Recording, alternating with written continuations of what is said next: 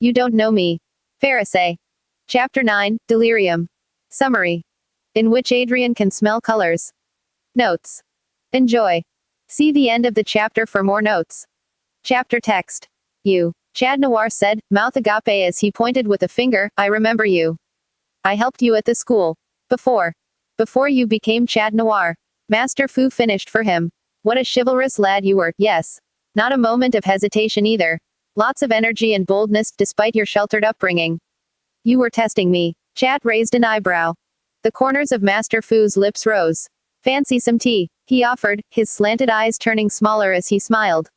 No, thank you, Chad said flatly, moving to the side to let the old man in. Hello, Master Fu. Tiki greeted, waving enthusiastically at the old man.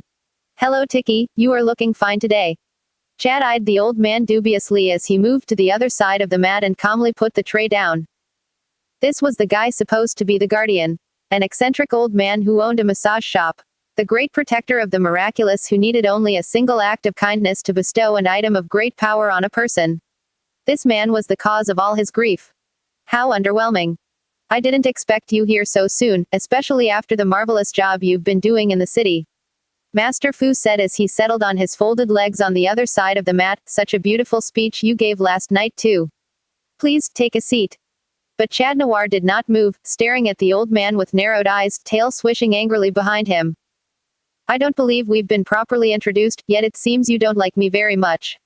Master Fu said placidly. A growl rumbled in Chad's throat. Chad. Tiki chided. It's quite all right. He is in all his right to dislike me at this moment. Master Fu said as he poured a steaming cup of green tea for himself. I've kept much from you, haven't I?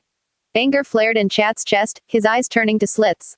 Was it him, or the Akuma bristling? Where did Chad end and the Akuma start? He felt the warm coil of contempt stirring in his gut for this man. Yes, he was thankful he had freed him from the prison of his mansion, but in the end, he had put a heavy burden on the shoulders of two innocent teens, without so much as an explanation. He expected them to do all the work to fix the misdeeds of a villain he had created, a villain whose crony had effectively murdered his partner, who only came back to life thanks to Tiki's last-minute save. Wasn't he supposed to be a guardian? He sucked really bad at his job, then. The temperature in the room seemed to drop a few degrees. Why didn't you do anything? Chad hissed. Beg your pardon, Fu said, blowing lightly on the cup. One of your chosens nearly died and you are acting as if nothing had happened. Chad raised his voice, but Master Fu didn't seem fazed, looking at him calmly while Tiki looked on the exchange nervously. You don't give a damn about us, do you? Is that what you really think? Master Fu raised an eyebrow. Have you given an indication otherwise? I gave you your miraculous. Because you can't be bothered to fix your own mistake. Chad sneered, do you even know anything about us? Do you even care? Fu hummed, closing his eyes. Poor Adrian Agreste, son of famous designer Gabriel Agreste. Cooped up in his home, forced into a life of luxury and duty without a chance to be truly himself. No friends, no freedom. A pretty puppet in the hand of wealthy society. A gentle heart in the suffocating grip of the upper class. A kind boy whose heart's only desire is to be free and to be genuinely loved. What miraculous to give him but the mischievous free spirit, Chad Noir. Chad's eyes narrowed in suspicion. Master Fu smiled and continued. And what about sweet Marinette Dupain Cheng, the diligent daughter of the baker? Talented, resourceful, compassionate. A girl raised by two very loving set of hands. A girl whose gentle personality makes it easy for her to make friends and touch the hearts of others. Thinks herself clumsy, but is very much the cleverest girl Paris has ever seen. The perfect ladybug. Chad blinked, his mouth agape. How far was I from the mark? Master Fu asked with a smirk. Do not mistake my lack of intervention for disinterest. I've been watching over you both ever since you became heroes. Chad Noir shook his head and gathered his stance again. If you knew, why didn't you do anything? Have you even visited Marinette? Or check how she was doing? I do not need to visit her to know the dire situation she is in, Master Fu said knowingly, sipping on his tea, plus I doubt her parents would be at ease with an strange, old man visiting their daughter at the hospital, wouldn't you say? Fair point, Chad agreed hesitantly, what about me? I could have needed you. It would have helped to know I wasn't alone after I lost Ladybug. Were you truly alone, Adrian Agreste? Master Fu asked, it seems to me that this situation has only brought you closer to what you desired. Chad grit his teeth, his anger only escalating with his mounting frustration. Brought me closer to what desire? The girl I love is in a coma. Chat snapped. I've been working myself sick to protect this city alone. I fight criminals day and night because they think it's fun to stretch me thin, just because Ladybug isn't around. Being a hero entails sacrifice, but trial often exhibits truly wonderful results. Spare me your useless proverbs. Chat shouted, what are you even talking about anymore? Chat jumped when Master Fu extended his hand and images started flitting in Chat's mind. They careened to a stop at a certain image, a certain memory playing in his head. It was him sunk to the floor, surrounded by 4 people, wrapped in a warm, reassuring embrace as he cried into the shoulder of a woman who treated him as if he were her own son and welcomed him to her home with open arms. Isn't this what you wanted? He heard Fu's voice echo in his head. A loving family, friends, and your Ladybug lives. Yet another memory filtered into his mind. Ladybug, her hair down, laughing at him as she lay underneath him after Chat had pounced on her. A vision trapped in a dream. Marinette is still here. Stop, Chat hissed, squeezing his eyes shut. Stop this. Master Fu lowered his hand and the images snuffed out from Chat's mind. Chat fought the tears that had gathered at the corner of his eyes, blinking them back. Why? He asked softly. Why? Master Fu questioned. Why did you give a miraculous to Hawk Moth? Chat asked. I did no such thing. He found the butterfly miraculous, which I had assumed to be lost forever. The reason I chose you and Miss Marinette was to fight his advances and get it back. Why didn't you fight him yourself? Chat asked. I will let you take a look at me and figure that out for yourself. Master Fu drank from his cup again. Chat groaned in frustration. Fine. You are old. You needed help. But you seem knowledgeable enough, at least. I could have used some advice. What do you think Tiki and Plag are there for? Master Fu raised his eyebrows. They are centennial beings. I may be the guardian of the miraculous, but those 2 Kwami are wise beyond what their appearance shows. And who to know better about their own power than the Kwami themselves? Chat huffed angrily, looking out the window.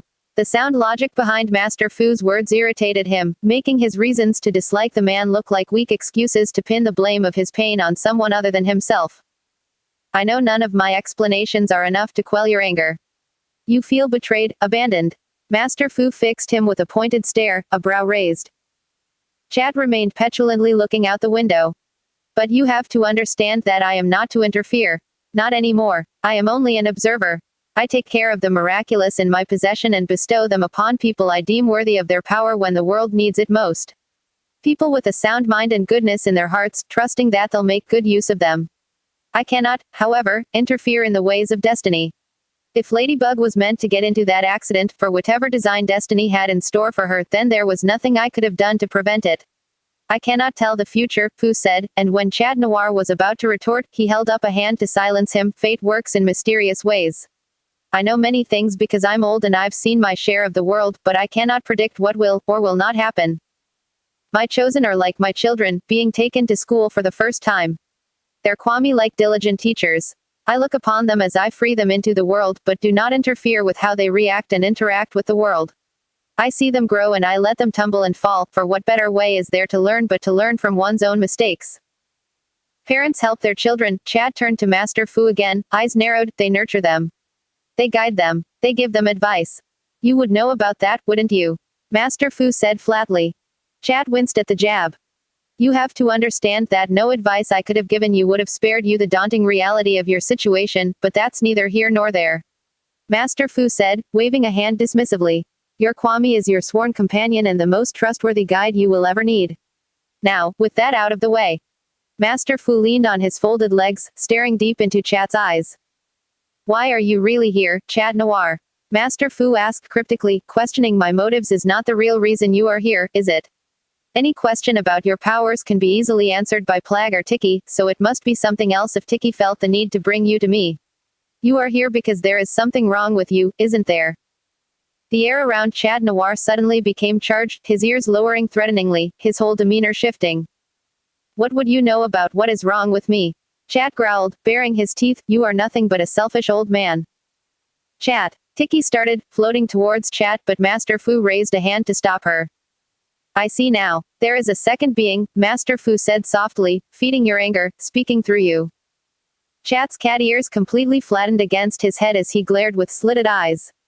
His tail swished aggressively behind him, twitching dangerously. You are crazy. Chat chuckled darkly, his voice dangerously low.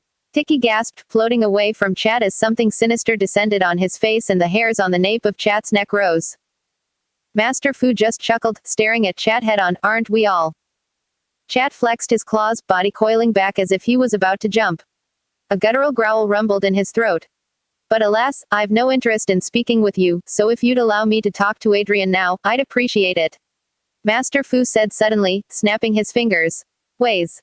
In an instant, a green blur shot out from a record player in the back and flew at Chat. It zoomed around him, fast as a bullet, pelting strategic points on his body before Chat could do anything about it. Magic rippled from the spots, making his body seize up with a low gasp. And just like that, the dangerous aura in the room lifted. Then, as if a switch had been turned off, Chat crumpled to the ground with a whine, suddenly feeling weak. He clutched at his chest with a hiss, his body abruptly enveloped in pain. What's happening to me? Chat gasped, the dangerous edge in his voice was completely gone, replaced by fear. He realized the green blur, which now floated serenely beside Master Fu, had been a green kwami with a turtle shell on its back. The Akuma overpowered you, so I had it sent to sleep, releasing you from its hold. Though it's only temporary, I'm afraid, Master Fu said with a hum, stroking his beard. Chat's eyes widened in terror. Did I? Chat winced and pain flashed in his face. Don't fret, you didn't do anything you'd regret, Master Fu said reassuringly, then nodded his head at the kwami. Thanks to Ways here, my kwami. Nice to make your acquaintance, the kwami said respectfully with a bow. But Chat didn't hear him, heaving a long moan as he doubled over and pressed his head to the floor, clutching at his stomach desperately. Chat, what's wrong? Tiki said in a panic, floating down to Chat, who had begun to shake and whimper. She turned to Master Fu with eyes wide. Master, what's happening to him? Master Fu stroked his beard pensively, regarding the boy with furrowed brows. It's merely a guess, but it would appear that the reach of the Akuma's influence has spread. It's not just confined to his mind anymore. It must have been masking Adrian's physical condition all this time, hiding the true extent of the damage for its own convenience. This is not good, Master Fu said in a low voice. Chat Noir looked up at him with tears in his eyes. Help me. Please. His voice cracked, filled with pain. Tiki stared in disbelief as Chat begged. It was like he was a completely different person from the boy that had been standing in that spot mere seconds ago, ready to pounce on Master Fu and rip him to shreds. Was that the true nature of the Akuma? Master Fu looked at him sympathetically. Lay on the mat. Chat Noir dragged himself forward on all fours, flopping weakly on his back with a whimper. Master Fu held his hands above Chat's chest, humming under his breath and closing his eyes. He moved his hands up and down his body while Chat lay on the mat, breathing heavily through his nose. There's a lot of damage, Master Fu muttered. Your lungs, your stomach, your heart, they are in really bad shape. What happened? Cataclysm, I used it on an Akuma, it backfired on me, Chat said through gritted teeth as the pain intensified in waves, his claws digging into the mat. Please, make it stop. You're not supposed to use Cataclysm on the Akuma. I know. Chat cried out, tears escaping his eyes. Ah. His body burned terribly. It felt like he had a torch lodged in between his organs, scorching everything in close proximity while knives sliced at the rest of him, killing him from the inside out. Chat cried out, his back arching, claws grasping desperately at the mat. Master Fu, Tiki whimpered, paws on her mouth. Ways floated to her and laid a paw on her shoulder, but she was not appeased. Chat was agonizing, his cries almost like yowls, his face white and drenched in sweat. He was losing his mind, white pain flashing in his head. Was this what he would feel if the Akuma was not there? Might as well have mercy and kill him now. The damn thing didn't sound like such a bad idea after all if it was able to block all this pain away. He almost missed the insistent but considerably tame stomach pains he got daily. I kind of want the Akuma back, Chat groaned, shaking. Do not wish for that. Fu said with a grimace, the Akuma is trying to manipulate you in its own way. In exchange for a false sense of comfort, you are giving it leverage on your mind. That, however, doesn't change that you are very hurt inside. It's only an illusion the Akuma created. You are now feeling the true extent of the damage Cataclysm left behind. You've left this unattended for too long. You need to get help right away. No, Chat Noir hissed, no one can know. I can't explain this. They need not know you are Chat Noir, just that you are hurt. You're in great risk. You don't understand, Chat moaned loudly as he writhed on the mat, feeling like his stomach was being ripped open. My father he's going to take my freedom away, I see can't be Chat Noir.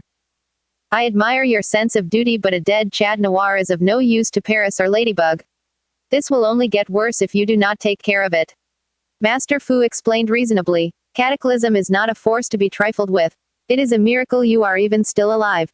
Chat squeezed his eyes shut, teeth gritted against the searing pain consuming him. Just let me take care of it, at my own time, he sobbed. But please just do something. I can only provide you temporary relief. It will fade with time. Master Fu explained, conjuring a cloth and bringing it across Chat's forehead to wipe the sweat off his brow. Anything. I beg you, Chat pleaded, his mind on the verge of blacking out from pain. Please, Chat looked at him, eyes tearing in desperation, please. Master Fu nodded. As you wish. That transform. Adrian released his transformation but immediately regretted it. He cried out in anguish as Plag's protection fell from his skin and his pain multiplied tenfold, sending a new wave of agony through his body as he writhed in distress. Adrian, Plag called, turning on the agonizing mess that was his chosen. Shush, stay calm or you will only stress him out further. Master Fu told the concerned Plag as he leaned over the suffering boy and began pressing his fingers to distinct parts of his body. Adrian shuddered under his touch, mouth agape in a strangled cry. Master Fu frowned. Pressure points don't work, the damage is too deep. What are we gonna do? Plag whined. Waze, my satchel, quickly, Master Fu commanded. The Kwami nodded and flew out of the room. Master Fu, Adrian moaned, his voice breaking as he struggled to turn on his side. He cracked his eyes open, tear-laden green orbs finding the old master's face. I'm so sorry, earlier. I didn't mean, ngh. Adrian winced, his hands clutching at the mat as he rode out another wave of pain. Shish. There's nothing to apologize for. If anything, I'm sorry there's not much I can do to bring you solace. Master Fu said, laying a comforting hand on Adrian's hair. You do not deserve any of this. Adrian just looked at him, his breathing labored. It probably means nothing coming from an old coot like me, but I'm really proud of you. Master Fu said warmly, you've stood strong even in the face of adversity, and tonight is only proof of your unfaltering strength. I am proud to call you my chosen. There hasn't been a finest Chat Noir in centuries, he said with smile. Despite his agony, Adrian managed to pull a small, grateful smile. But it quickly disappeared as his eyes squeezed shut again and his body lurched, overtaken by an aggressive bout of coughing. Before long, something dark started dribbling from Adrian's mouth and down his chin. Adrian, Plag cried, his green eyes wide in horror. Waze, Master Fu called urgently. I'm here, Master, Waze said as he flew into the room, carrying a small, brown satchel in his paws. Master Fu snatched it out of the air and started rummaging in it, the sound of clinking glass filling the room. Before long, Master Fu pulled out a medium-sized vial as he cupped a hand under the nearly unconscious Adrian's head and lifted him up, craning his neck so that his mouth lay partly open. Adrian, I'm giving you something to drink. Open wide, Master Fu instructed, tipping the edge of the vial over Adrian's lips. Adrian parted his trembling lips and a clear, greenish liquid leaked into his mouth. He sputtered, choking at first, but then, he leaned forward, pressing his lips tightly against the neck of the bottle. He drank in earnest, going so far as to lift a trembling hand to grip Master Fu's wrist to tip the vial further. Wait, not all of it.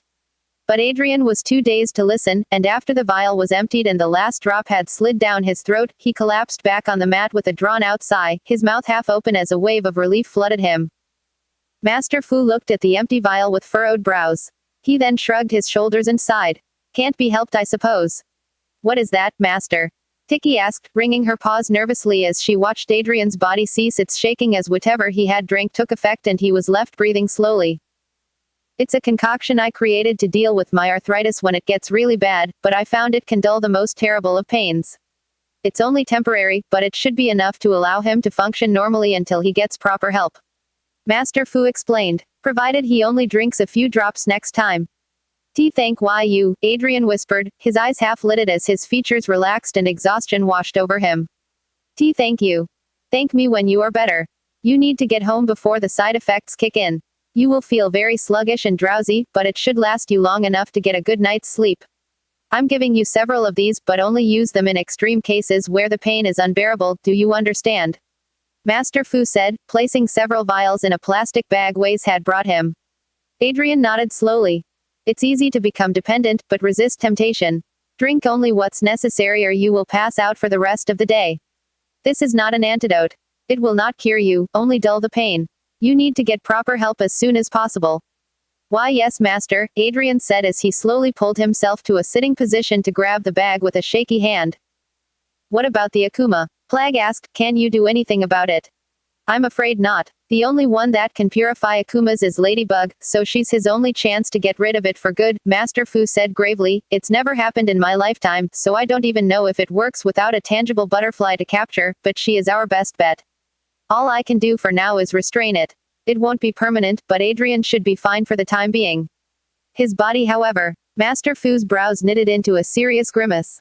It needs to be taken care of immediately. Understood, Master, Tiki and Plag nodded. Why you are not going to take the earrings back? Adrian asked, his words slurring as the potion continued to take effect. You are not going to replace Marinette, right? Wouldn't dream of it, Master Fu said, lifting his nose in the air. I'm very proud of my choice.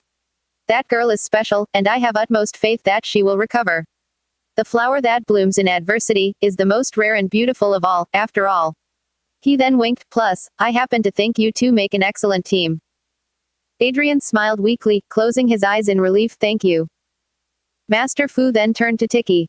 If you feel like the Akuma is surfacing, bring him to me again. Drag him if you must. It is likely that the Akuma will put up a fight next time if Adrian is not able to control it. Yes, Master. Tiki then descended into a long conversation with Master Fu about Marinette, which Adrian was too tired to try and comprehend. His mouth hung partly open, sleepiness dripping into his conscious. His body felt so pleasantly numb and relaxed, he barely registered Plag having floated to his face silently, his green eyes wide with worry. The black Kwami then reached out with a paw, brushing it across Adrian's mouth and wiping something warm off the edge of his lips. Plag looked at the wet stain on his paw, and Adrian thought he saw a flash of red, but the light was too dim to make sure and his mind was too jumbled to care. What is it, Plag? Adrian said softly, stifling a yawn with a hand. Plag looked at him briefly before wiping his paw behind his back. Drool. Yuck, he said, and although he gave him a smirk, his tone was emotionless. PFFT, now you know how I feel, Adrian said with a hint of mirth, poking a shaky finger in the Kwami's chest. Stop sleeping on my face. Plag chuckled half-heartedly. Yeah, whatever, only if you get me my own stash of camembert. Else get used to my butt on your face. Adrian grinned, then heaved a big yawn, which he didn't bother to cover. Well, time to head home. Tiki said, floating over and stroking Adrian gently on the forehead with a paw. You're so pretty, Adrian drawled, smiling up at Tiki as she brushed his bangs out of his eyes. Almost as much as Ladybug. Thank you. Tiki giggled, noticing the dopey way Adrian stared up at her with half-lidded, unfocused eyes. Someone needs to sleep. Thank you for helping him, Master, Plag said, bowing to Master Fu.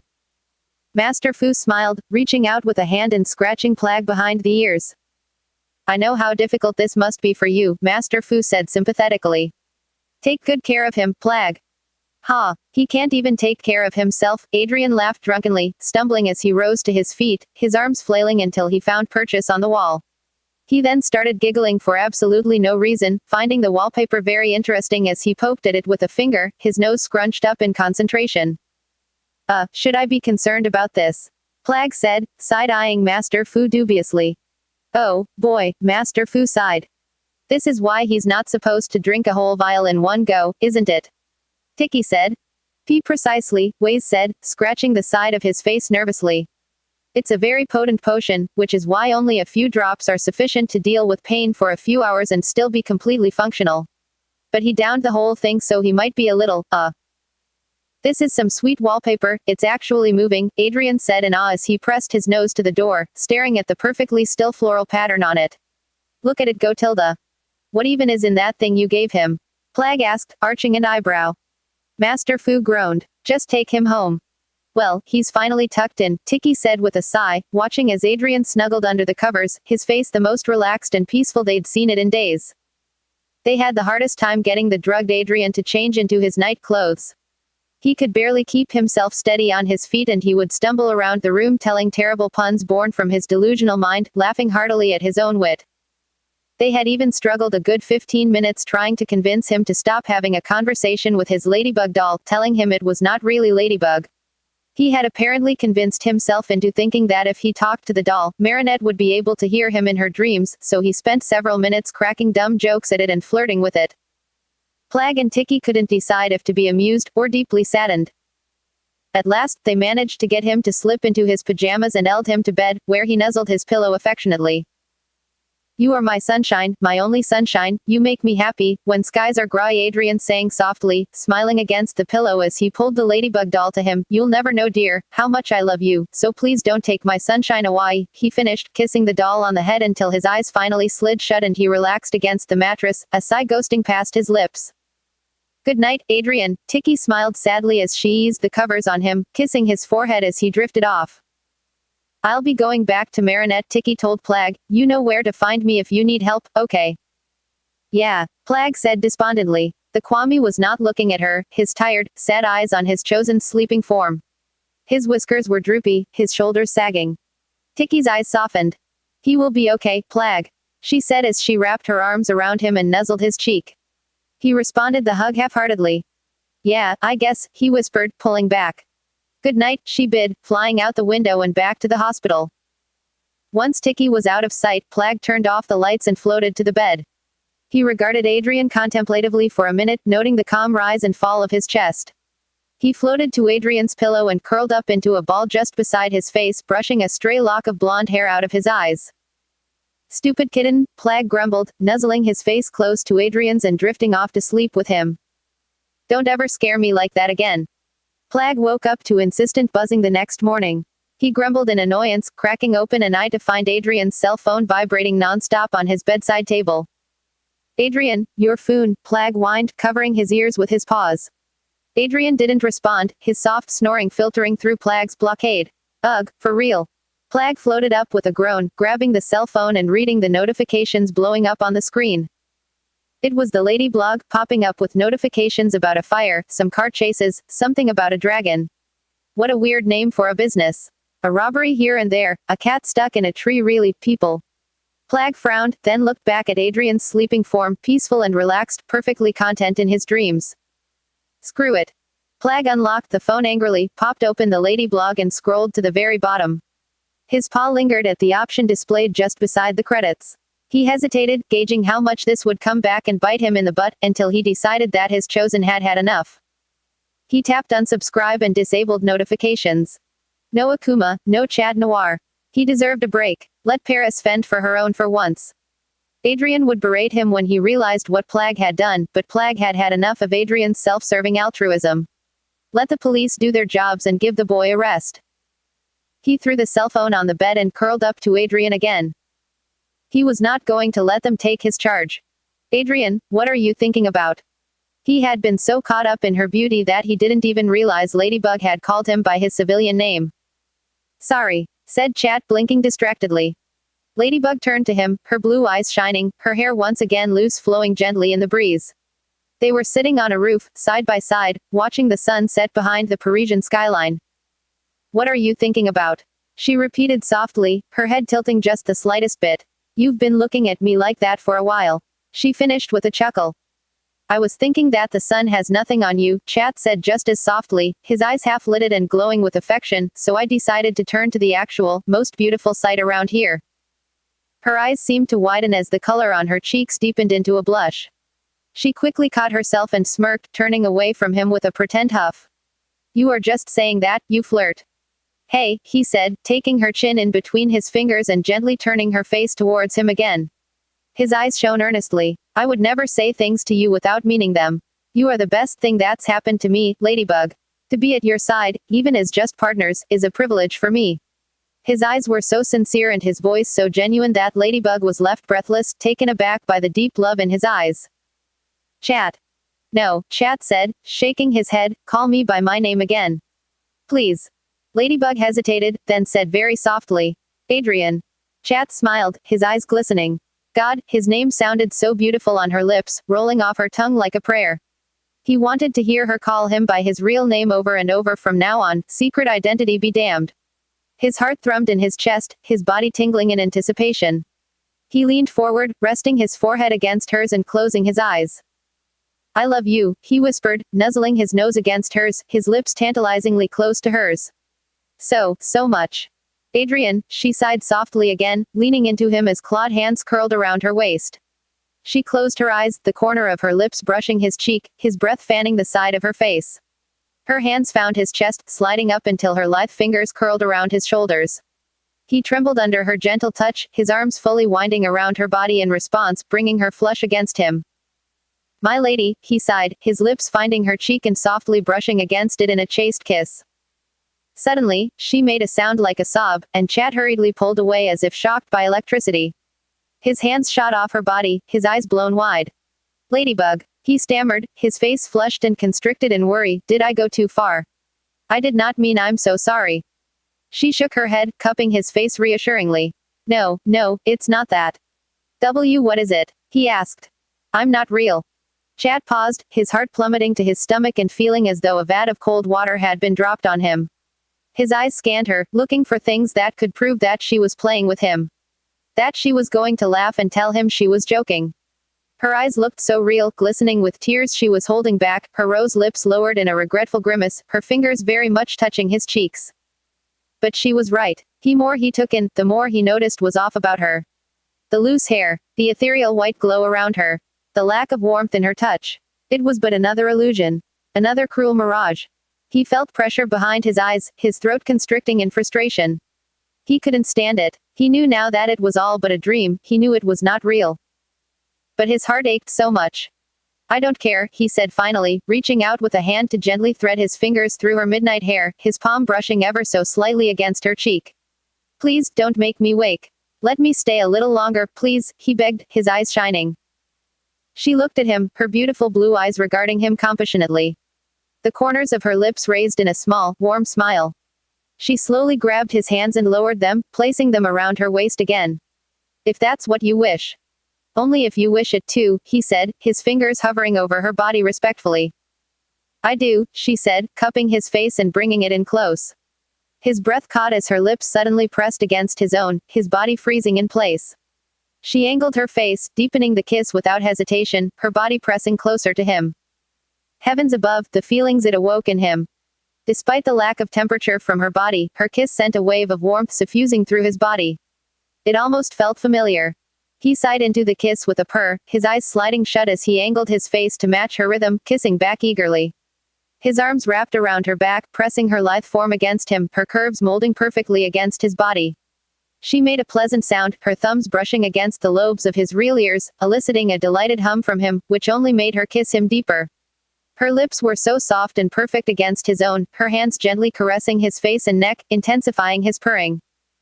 He was in heaven. He was pretty sure he had died and reached heaven. That was, until a moan escaped him. But it was not a moan of pleasure, it was of pain. Deep, tortuous pain. He broke the kiss abruptly, gasping. He instantly doubled over, groaning loudly. "Adrian," Ladybug asked as she pulled away, her eyes filling with worry. He was choking, his hands flying to his chest as pain blossomed in his rib cage. Ladybug," Chad moaned. Pain was spreading, taking over his senses. He felt tingling in his throat and started coughing aggressively until something wet slid from his lips and hit the tiles beneath him. Something slick and black. He heard her gasp. "You have to wake up," Ladybug said urgently, grabbing his shoulders. "Wake up, Adrian. Wake up." Adrian lurched on the bed, his brain snapping violently into awareness as fire seared through him and made him cry out. All memories of the dream were lost, overtaken by the agony traveling through his body. He clutched at his stomach, feeling like knives were slicing at it. "Adrian," Plagg said in alarm, having been snapped awake at Adrian's scream. Adrian struggled to his feet desperately, stumbling toward the bathroom just in time to fall to his knees and throw up in the toilet. He heaved violently, his stomach sending horrible sparks of pain through his limbs. He moaned loudly, knuckles white around the toilet seat. His body shook, feeling the cold sweat against his skin. He coughed, feeling wetness in his throat, slipping down his lips and into the water below. And he saw several drops of red. "Hey, what is it?" said Plagg, zipping into the bathroom after him. Adrian turned to him, face ashen, tears seeping from his eyes. Plagg, Adrian whimpered, voice breaking. "It's getting worse." Notes. Edit, beautiful fan art AGAINNNN3 Thank you, you guys are the best.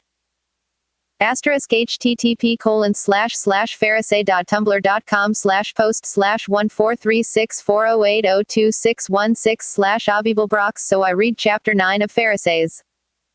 http://pharisee.tumblr.com/post/1436293618331/chatinoir his body shook feeling the cold. ****pharisee.tumblr.com/post/1436700967221/she commentar du man this looks weird without. Thank you so much for reviewing my last chapter.